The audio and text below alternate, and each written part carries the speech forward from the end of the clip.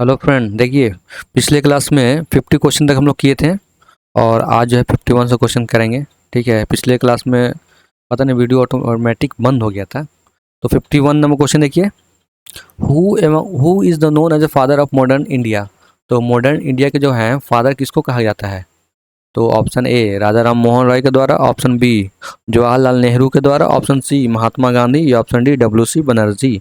तो 51 का जो आंसर हो जाएगा वो हो जाएगा राजा राम मोहन राय के। मॉडर्न इंडिया के फादर किसको कहते हैं? तो राजा राम मोहन रॉय को कहते हैं। ठीक है। और लाइट मैन ऑफ एशिया पूछे जाएगा तो ये किसको कहा जाता है? लाइट मैन ऑफ एशिया तो महात्मा या भगवान बुद्ध को। ठीक है, मैं फिर से दोहरा दे रहा हूँ, फादर ऑफ मॉडर्न इंडिया राजा राम मोहन रॉय को द्वारा को कहा जाता है, और जो है लाइट मैन ऑफ एशिया जो है वो भगवान बुद्धा को कहा जाता है। ठीक है, दोनों कन्फ्यूजन दूर हो गया आपका। Next question, 52 number question. 52 number question कह रहा है the academic association was founded by. तो एकेडमिक एसोसिएशन जो है किसके द्वारा फाउंड किया गया था?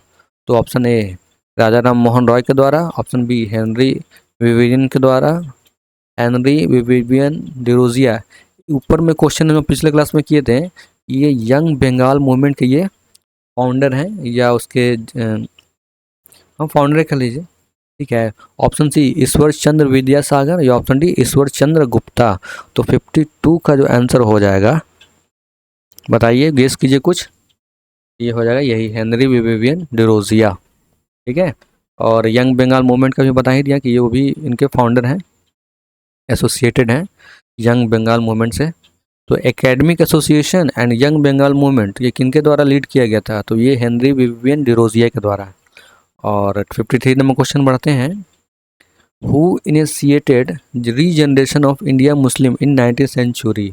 तो इंडियन मुस्लिम जो थे उनको रीजनरेशन यानी एक तरह से उनको आगे लाना, एजुकेशन में उनको अगर कुछ मालूम नहीं है तो लीड करना उनका। तो option A Syed Ahmad Khan, option B Nawab Salimullah या ऑप्शन सी बादशाह खान या ऑप्शन डी अब्दुल कलाम आज़ाद। तो देखिए इसका जो आंसर हो जाएगा ना वो हो जाएगा सर सैयद अहमद खान। और इनके द्वारा एक जो है अलीगढ़ यूनिवर्सिटी यूपी में जो है इन्हीं के द्वारा फाउंड किया गया था। कब? तो 1875 में। ठीक है, 1875 में शुरू किया गया था, स्टार्ट किया गया था। एक और यूनिवर्सिटी है जामिया मिलिया। तो जामिया मिलिया कब जो स्टार्ट किया गया था? ये 1920 में स्टार्ट किया गया था। नॉन कोऑपरेशन मूवमेंट जब चल रहा था ना उसमें बहुत सा कॉलेज खुला गया था महात्मा गांधी के द्वारा, सपोर्ट किया था महात्मा गांधी। विद्यापीठ जो है वो भी शुरू किया गया था। और जामिया मिलिया हो गया। फिर अगर बिहार से हैं तो बिहार में भी हुआ था, बिहार में विद्यापीठ। तो 53 का जो आंसर हो जाएगा सर सैयद अहमद खान। और ऊपर मैंने बताया भी था कि सर सैयद अहमद खान एजुकेशन को बहुत सपोर्ट करते थे, खासकर चाहते थे कि मुस्लिम बच्चे पढ़ें।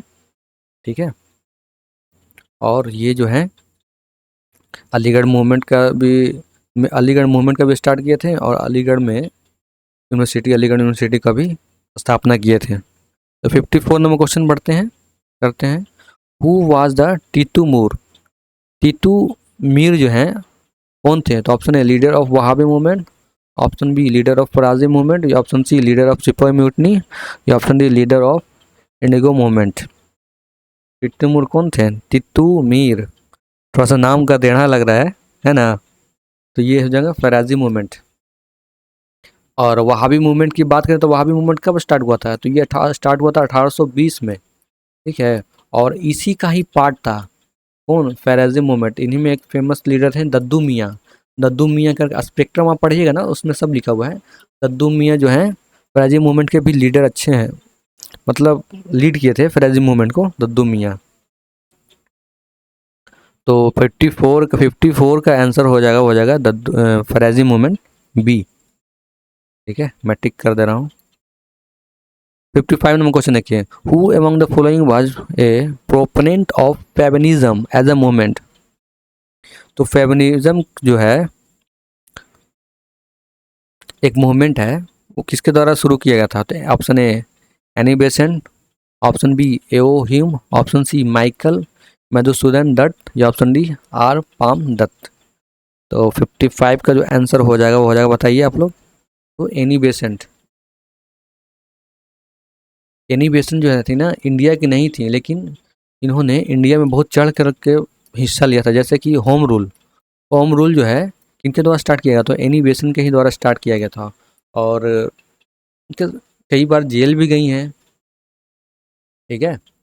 ये इनका नाम बहुत इंपॉर्टेंट है। प्लस फर्स्ट जो लेडीज हैं इंडिया नेशनल कांग्रेस का जो सेशन हुआ था ना, तो ये ऐसी पहली लेडीज थी, वो थी लीड प्रेसिडेंटशिप की थी इंडिया नेशनल कांग्रेस का, यानी उसका लीड किए थे, वो थे एनी बेसेंट। मैं फिर से आपको बोल रहा हूँ, first women to lead India National Congress, यानी पहली ऐसी महिला जो इंडिया नेशनल कांग्रेस की प्रेसिडेंट बनी थी, वो थी एनी बेसेंट। लेकिन फर्स्ट इंडियन वोमेन जो पूछेगा कि फर्स्ट इंडियन वोमेन जो इंडिया नेशनल कांग्रेस के प्रेसिडेंट बनी थी, वो थी सरोजिनी नायडू। ये दोनों क्वेश्चन पूछा हुआ है। तो 55 का आंसर हो जाएगा ए। 56 नंबर क्वेश्चन देखिए। 56 नंबर क्वेश्चन कह रहा है, Ishwar Chandra Vidyasagar founded the Bethunian school at Calcutta with the main aim of encouraging education for women. तो आपको बताना है कौन सा करेक्ट है। ऑप्शन बी कह रहा है, Bankim Chandra Chattopadhyay was the first graduate of Calcutta university. Option C, Keshab Chandra Sen campaign against sati lead to the enactment of law to ban sati by the government general. तो देखिए, सती तो है राजा राम मोहन राय के द्वारा बैन किया गया था, और उस समय गवर्नर जनरल थे लॉर्ड विलियम बेंटिंग। तो ये 1929 में, ठीक है, ये इनके द्वारा बैन किया गया था 1829, ठीक है ना। और तो तीसरा तो गलती हो गया, जब थर्ड गलती हो गया तो कौन सा बचा, ये गलती हो गया, ये गलत हो गया, यानी फर्स्ट हमारा आंसर होगा। अब सेकंड का देखना है, सेकंड सही है कि नहीं। तो Bankim Chandra Chattopadhyay was the first graduate of the Calcutta university. तो हाँ, ये भी आंसर सही है। तो हमारा ये इससे आंसर दोनों सही हो जाएगा, यानी बी 1 2 दोनों सही हो जाएगा। 57 नंबर क्वेश्चन देखिए, who was the following started the newspaper Som Prakash. तो सोम प्रकाश जो है किसके द्वारा स्टार्ट किया गया था। तो option A Dayanand Saraswati, option B Ishwar Chandra Vidyasagar, option C Raja Ram Mohan Roy, या ऑप्शन डी सुरेंद्र नाथ बनर्जी। तो सोम प्रकाश किसके द्वारा स्टार्ट किया गया था। देखिए, नहीं भी आता है तो आप गेस कर सकते हैं। तो इसका जो आंसर हो जाएगा बी, ठीक है दोस्तों। ईश्वर चंद्र विद्यासागर के द्वारा ये मूवमेंट स्टार्ट किया गया था, तो इसका आंसर होगा बी। 58 नंबर क्वेश्चन देखिए, who among the following wrote the book भूवि विवाह बहुविवाह। बहुविवाह किसके द्वारा स्टार्ट किया गया था। तो option A Raja Ram Mohan Roy, option B Pandit Ramabai, option C Ishwar Chandra Vidyasagar, या ऑप्शन डी रविंद्रनाथ टैगोर। 58 का जो आंसर हो जाएगा वो हो जाएगा ईश्वर चंद्र विद्यासागर। इनके द्वारा बहुविवाह जो है एक बुक है लिखा गया था। 59 नंबर क्वेश्चन देखिए, in the collaboration with David Hare and Alexander Duff who of the following establish Hindu college at Calcutta. यानी हिंदू कॉलेज तो बनारस में है ही, BHU बनारस हिंदू कॉलेज, एक कलकत्ता में भी है, इससे पहले हुआ था। ये किसके द्वारा स्टार्ट किया गया था।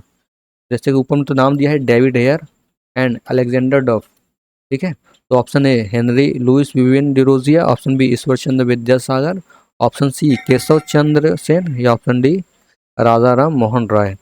तो 59 का जो आंसर हो जाएगा वो हो जाएगा राजा राम मोहन राय के द्वारा।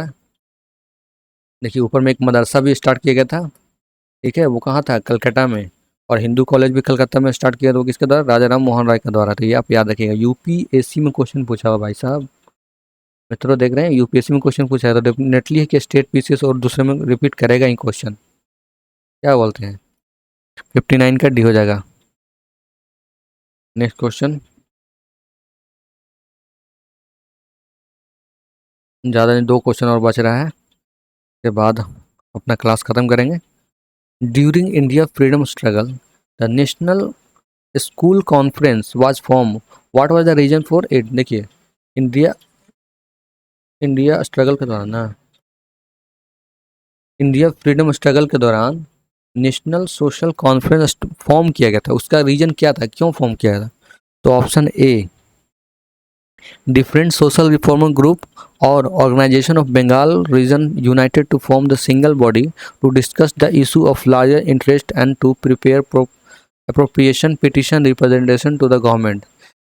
ये बोल रहा है कि इसलिए बनाया गया था, सोशल ग्रुप में डिफरेंट था और Bengal region united to form single body, यानी कोई एक बॉडी बनाना ये लोग चाहते थे ताकि सारा काम जो है यही इसी से हो, जितना भी कोई भी शिकायत हो वो इसी पे वो लोग शिकायत करें।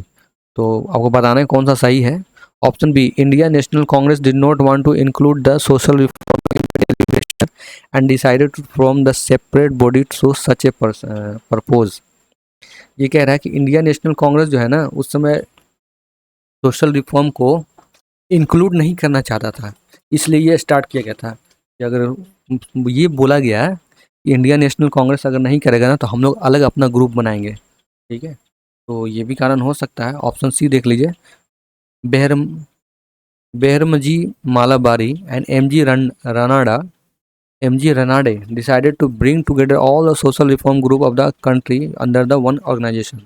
ये जो लीडर जो है ना, बेहरमजी मालाबारी एंड एम.जी. रनाडे जो हैं, ये लोग जो है जितने लीडर थे वो सबको एक प्लेटफॉर्म पे लाना चाहते थे। ऑप्शन डी देख लीजिए, none of the statement A B C are गलत है, यानी ऊपर से कोई भी सही नहीं है। ठीक है, तो ऑप्शन इसका जो करेक्ट है, जो इसका जो आंसर हो जाएगा बी। क्यों? इंडियन नेशनल सोशल कॉन्फ्रेंस जो इसलिए फॉर्म किया गया था कि ये लोग जो लीडर जो हैं चाहते थे कि सोशल रिलीजन के ऊपर भी बात हो, फार्मर को भी इंक्लूड किया जाए।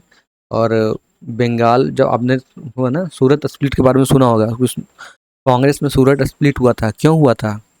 उस समय जो है कांग्रेस वाले ये चाहते थे कि मूवमेंट बंगाल में ही रहे, बंगाल से बाहर नहीं जाए। क्यों? क्योंकि बंगाल से बाहर जाएगा तो वायलेंट होगा तो फिर हम लोग को जो लेजिस्लेटिव असेंबली में जो हम लोग को जो मिलना था अंग्रेज़ों के द्वारा, अंग्रेज़ों से जो मिलना था, भीख समझ लीजिए एक तरह से, वो नहीं मिल पाएगा। तो यही कारण था उस समय जो है ना, मेन डिफरेंस सूरत स्प्लिट के समय जो डिवाइड होने का कारण यही था। जो इंडियन नेशनल कांग्रेस है वो लोग चाहते थे कि बंगाल में ही मूवमेंट रहे, लेकिन और अदर लीडर थे वो लोग चाहते थे कि बंगाल से बाहर भी इसका मूवमेंट को लीड किया जाए। तो सूरत स्प्लिट का मेन कारण यही था। तो 60 का जो आंसर हो जाएगा B. India National Congress did not want to include social reform in its deliberation and decided to form a separate body for the such person. तो इंडियन नेशनल कांग्रेस ने जब एक्सेप्ट नहीं किया तो वो लोग अपना डिसाइड किए कि हम लोग अपना अलग ग्रुप बनाएंगे। ठीक है, 61 नंबर क्वेश्चन देखिए, which of the following statement is a correct regarding the Brahmo Samaj. तो ब्रह्मो समाज के लिए तो ब्रह्मो समाज से रिलेटेड कौन सा स्टेटमेंट सही है? यूपीएससी 2012 में पूछा है। इट अपोज आइडोलेट्री, यानी मूर्ति पूजन को अपोज करता था क्या? तो आपको बताना है। Option B, it denied the need for priestly class for interpreting the religion text. Option 3, it popularise the doctrine of Veda and infallible. तो नहीं भाई, वेदा को तो सपोर्ट करते ही नहीं थे, तो थर्ड तो ऐसे ही हमारा गलत हो गया। तो देखिए, थर्ड गलत हो गया, ये गलत हो गया और ये गलत हो गया। तो आपको 1 पढ़ने का ज़रूरत ही नहीं है, स्टेटमेंट 1 तो ऑटोमेटिक सही हो। आपको स्टेटमेंट 2 देखना है। It denied the need of priestly class for interpreting the religion text. It denied the need for priestly class for interpreting the religious text. तो 61 का जो आंसर हो जाएगा वो हो जाएगा बी। 61 का आंसर हो जाएगा बी, यानी मूर्ति पूजन का विरोध करता था, अपोज करता था। तो हाँ, ब्रह्मो समाज अपोज करता था। कब स्टार्ट किया गया था? सॉरी, किसके द्वारा स्टार्ट किया गया था? तो ये राजा राम मोहन राय के द्वारा किया गया था।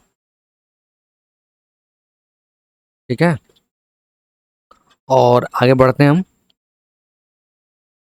आपको कुछ रिवीजन भी करवाते हैं। नेक्स्ट क्लास में हम लोग करेंगे caste, tribal, patient and trade union movement. ठीक है ना दोस्तों, तो मैं आपको कुछ थोड़ा सा रिवीजन करवा देता हूँ पुराने क्लास का, पिछले क्लास का जो है, ज़्यादा नहीं, 5 मिनट लगेगा। जैसे देखिए, बैटल ऑफ प्लासी कब हुआ था? तो बैटल ऑफ प्लासी 23 जून 1997 को हुआ था। बैटल ऑफ बक्सर कब हुआ था? तो 22 अक्टूबर 1764 को हुआ था। ठीक है। बैटल ऑफ प्लासी किसके बीच में? सिराजुद्दौला एंड रॉबर्ट क्लाइव थे, गवर्नर थे बंगाल के। और बैटल ऑफ बक्सर जो है 3 इसमें राजा थे, शाह आलम द्वितीय, अवध के शुजाउद्दौला। ठीक है। और एक और जो है आपको कमेंट करके बताना है। ठीक है। अब देखिए, मैसूर वार हो गया, मराठा वार हो गया। ये दोनों में आपको डेट का बहुत कंफ्यूजन होता होगा, तो मैं आपको यहाँ पे कंफ्यूजन दूर करता हूँ। फर्स्ट मैसूर वार जो है 1967 और 69 में लड़ा गया था। ठीक है। और सेकेंड वार जो मैसूर हुआ 90 नहीं 67 से 69। ऑप्शन में 2 में, ऑप्शन 2 का मतलब हो गया यहाँ पे सीरीज जो 2 दिया हुआ है। दूसरा सेकेंड वार जो मैसूर वार जो था वो था 1780 से 84 में। और थर्ड मैसूर वार 1790 से 92 में। और फोर्थ में 1799 में। 1799 में लास्ट में तो ही टीपू सुल्तान को मार दिया गया था। ठीक है। और मराठा वार की बात करें तो 1775 से 1782, फिर 1803 से 1805, और 1817 से 1819 थर्ड मराठा वार। और ठीक है, ये आपको याद रखना है, कुछ बातें आपको बहुत ज़रूरी है। यहाँ पे देखिए, आत्मीय सभा। तो आत्मीय सभा किसके द्वारा स्टार्ट किया गया था? तो राजा राम मोहन राय के द्वारा स्टार्ट किया गया था। कब? तो 1815 में। ब्रह्मो समाज 1828 में स्टार्ट किया था, किसके द्वारा? तो ये भी राजा राम मोहन राय के द्वारा। पिछले क्लास में मैंने बताया था कि ब्राह्मो समाज को याद करने का तरीका है कि ब्राह्मण लोग को दान दक्षिणा कौन देते हैं? तो राजा महाराजा देते हैं। यहाँ से आप इसको याद कर लीजिएगा। आर्य समाज, तो आर्य समाज किसके द्वारा किया गया था? तो स्वामी दयानंद सरस्वती के द्वारा 1875 में। सत्य शोधक समाज 1873 में ज्योतिबा फूले के द्वारा। और रामकृष्ण मिशन जो है 1897 में स्वामी विवेकानंद के द्वारा। Servant of India society, servant of India society किसके द्वारा स्टार्ट किया गया था? तो 1905 में स्टार्ट किया गया था, गोपाल कृष्ण गोखले।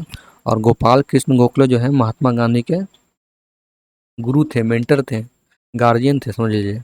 और हरिजन सेवक संघ ये स्टार्ट किया गया था महात्मा गांधी के द्वारा 1932 में। ठीक है, तो ये इतना है। नेक्स्ट क्लास में हम लोग caste, tribal, peasant and trade union movement start करेंगे, और इसके बाद हम साइंस का स्टार्ट करेंगे। तो मिलते हैं अगले क्लास में। Thank you, all the best for